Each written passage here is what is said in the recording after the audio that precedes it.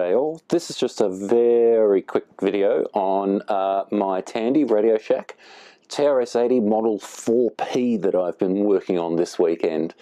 It's had it's been retrobrighted. I've done some new labels for the disk drives. And I've also done, as Jan Beta would call it, some future-proofing. So it's had new filter caps put into the power supply and also a new chassis fan. Now, I actually picked this up at the local recyclers at the tip on Monday just been. It's now Sunday night, so basically a week ago, for a pretty decent price. And it actually worked when I got it. But the main thing was, I had no software for it, and I very want to quickly give two big shout outs regarding this and a Model 3 that I'm working on at the moment regarding the software and the hardware. One is to Ian Maverick in Melbourne. I'll put a link to his website down here in the description. Who just basically helped me out, pointing me in the right direction when I was lost. And is also sending me a replacement power supply for my Model 3.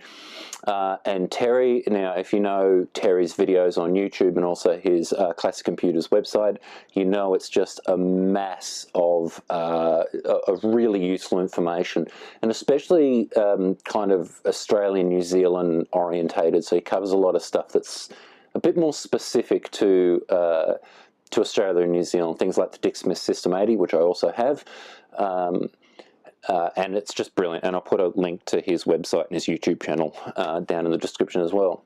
Now, the funny thing about it, I've got quite a few vintage computers. So I got an Apple II, and I got a VIC-20, and I got a Commodore 64, and an Amiga, and a Micro B, and BBC Micro, and all that kind of stuff. And the one I never had was anything from the TRS-80 range. Up until Monday, where I now have two of them. Well, one and a half, because the Model 3 is still a work in progress. But what's strange about that is I do actually have a Dick Smith System 80, and it works and it runs and all the rest of it. But again, I've got no software for it, and it's at the moment it's cassette only because the expansion unit is still broken, and I don't have any disk drives for it. So it's never really had, as much as I absolutely adore that computer, because just as a side note, it was actually my family's very first computer. It was the first computer I ever used, and it was the first computer my family ever owned. And so, but I've never had, ever since I started getting back into collecting vintage computers, I've never actually had a working TRS-80. Now I have two of them, and I'm absolutely stoked. And this particular little computer, I'm absolutely in love with, because it's just such a neat, beautiful little computer, and everything works.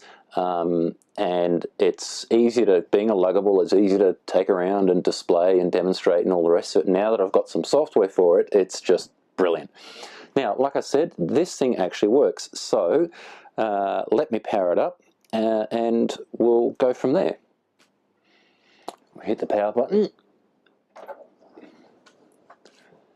Let me hear the fan whir up.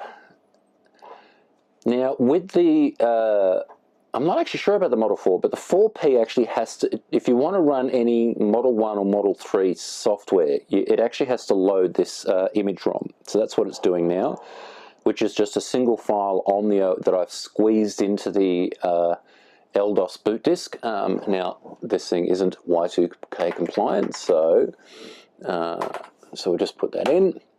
Don't worry about the time. And there you go. It works. And I completely forgot about this, but it really does just use simple DOS commands that we're used to even today, I guess. So, you know, dir for directory and things like that.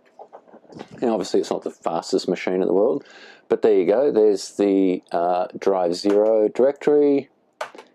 And then it will, if you don't specify drive, it will it'll also give you the list for drive 1, and that's one of my games discs. And other than that, it just kind of, whoops, works.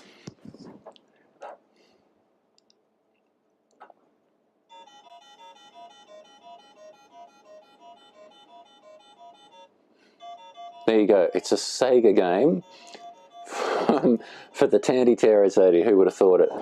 And this is, it's, what can I say? It's Frogger. 1 players. Because I'm rubbish, we're going to go skill 0 and watch me fail miserably.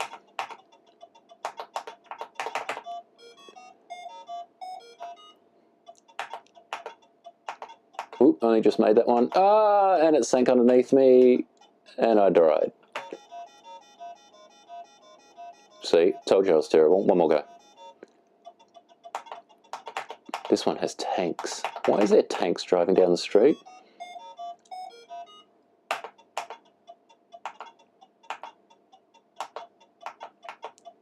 And home. There we go. So that's Frogger. As far as I'm aware, it doesn't actually have any kind of reboot command. So that's why we have a nice big reset button on the front.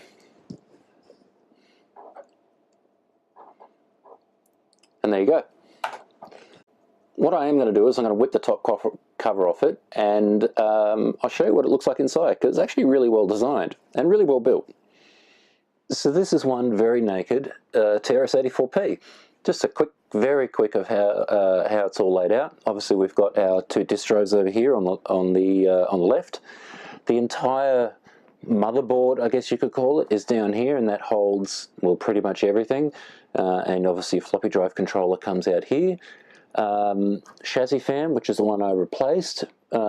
Power supply, power board, all in the top board, which mounts up here with 4 screws, and then simply the analog board for the CRT, which is on the side, and squeezed into the middle there is a beautiful little 9-inch CRT, and that's pretty much about it.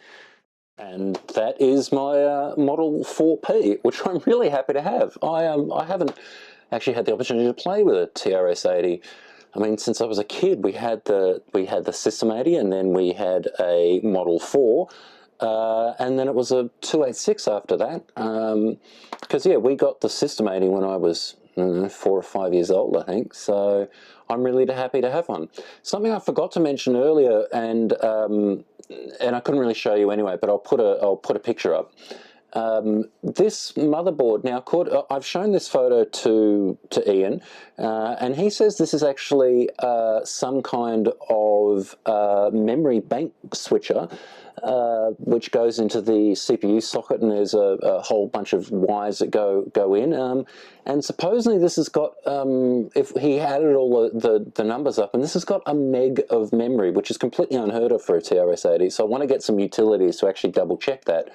But yeah, I'm really happy with it. But for now, I'm not going to use that 1 meg of RAM. I'm going to play some more Frogger.